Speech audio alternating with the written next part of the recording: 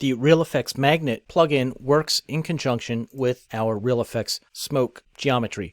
So we need to drag our RFX Smoke into our scene tree, and to get this to look like a particle, what we need to do is drag a image that carries an alpha channel with it. So we can choose any type of image here, and you can tell that it carries an alpha channel with it by the little white dot underneath it. So let's choose any image here. We'll just drag our flare up onto it, and we need to change our mapping here to vertex from the default setting of linear.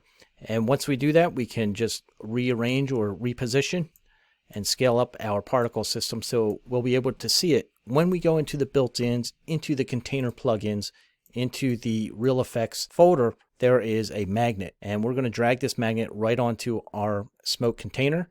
And once you do that, you can see immediately how it changes that particle system. So we can go into the magnet here. We have an amount, so we can decrease the amount, and you can see that it starts to go upwards a little bit. If you reset it back to its default value of 200 and then increase the amount, you can see that it just stays there in the middle of the screen. We also have a center X. We can shift it in the negative numbers and it shifts it left, and then you can increase the amount and it shifts that center X to the right. We also have center Y, which will again decrease it or increase the Y position of this magnet. Again, we can push it backwards or forwards by adjusting center Z position here.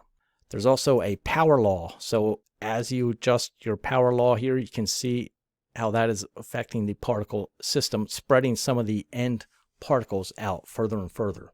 And finally, the minimum distance clamp. So you can clamp this to a distance of where you want it. Now, certainly these plugins can be used together, so you can drag a vortex up there if need be as well, and then you can play with the settings on this and work with both of them to achieve the result you want.